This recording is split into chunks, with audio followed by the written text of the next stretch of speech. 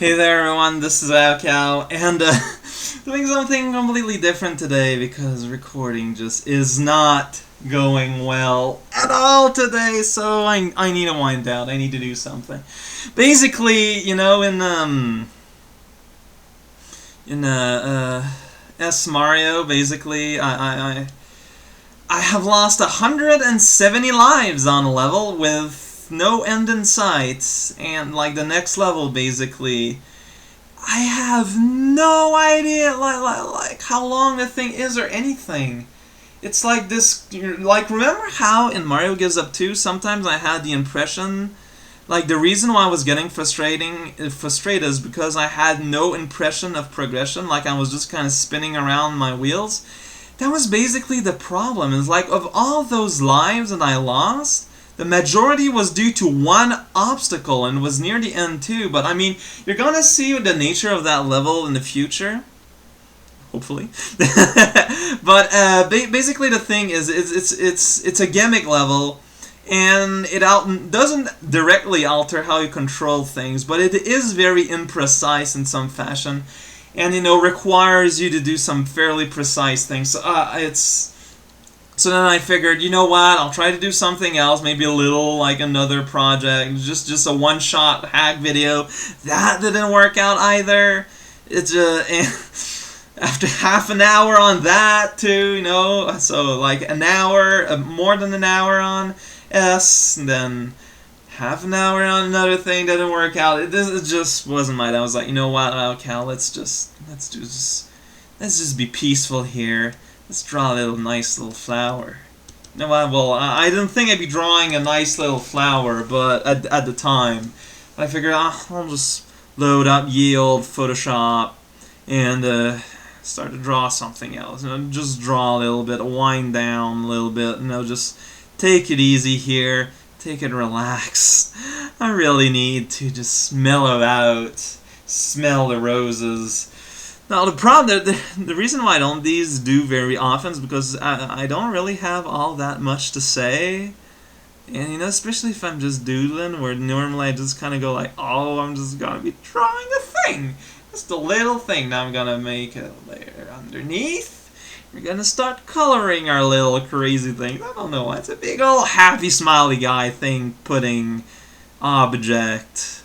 Totally have not been influenced my imagination by video games, but anytime I do a little cute little round thing, more often than not I imagine it, if not pink, at least in the let's say between red and blue astral space in the color bar.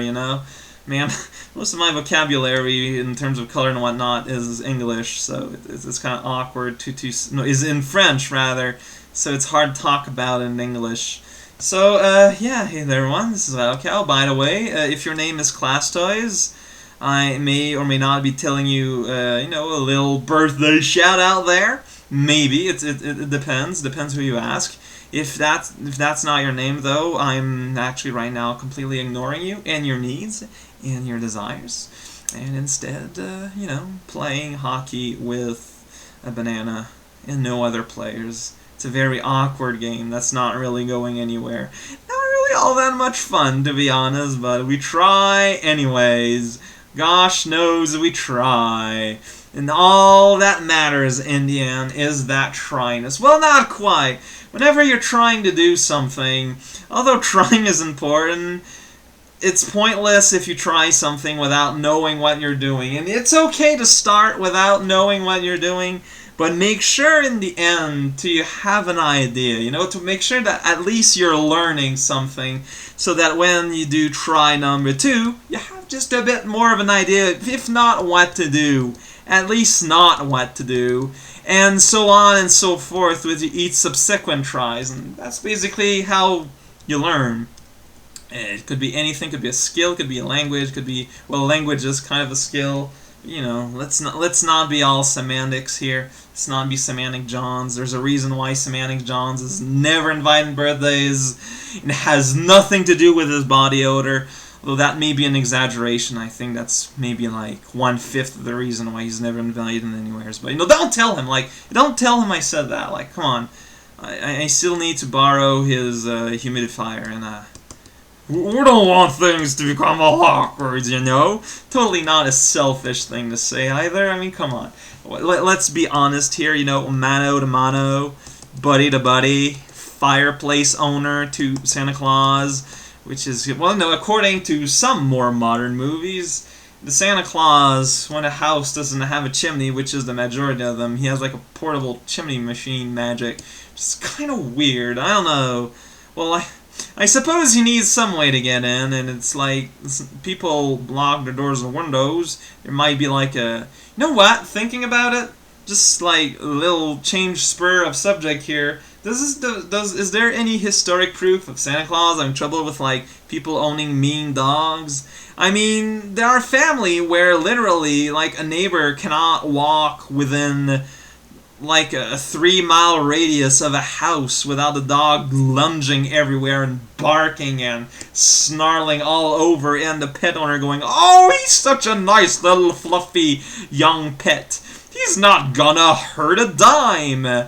Never mind that people are not dimes, and thus no, that is not that recomforting for most people. But yeah, basically what I'm saying is that if Santa Claus, as he is known in Coca-Cola commercials, existed, he'd probably be dead by now by accident. And, you know, the pet owner was like, "Oh no, Fluffy would never bite off the arms of a stranger. Never mind that, you know, he was bred to be a very cruel guard dog because I am catastrophically paranoid about my belongings and also maybe my family, but my belongings mostly. I tend to paint a rather cynical view of people as a whole, and I don't know, I think it's something I should, you know, stop, like, at least try to, well, you know, stop. This would be a good thing, maybe, or at least calm it a little bit. Like, there's nothing to be gained to be cynical. Some people would say, you know, basically hope for the best, expect the worst. A lot of people are very good about the latter. A lot of people are also very good about the former. A lot of people have trouble kind of keeping both in mind, and I am part of that, you know, of that many people, of that most people, and I admit it, and it's something I need to work on. There's nothing to be gained by being purely negative.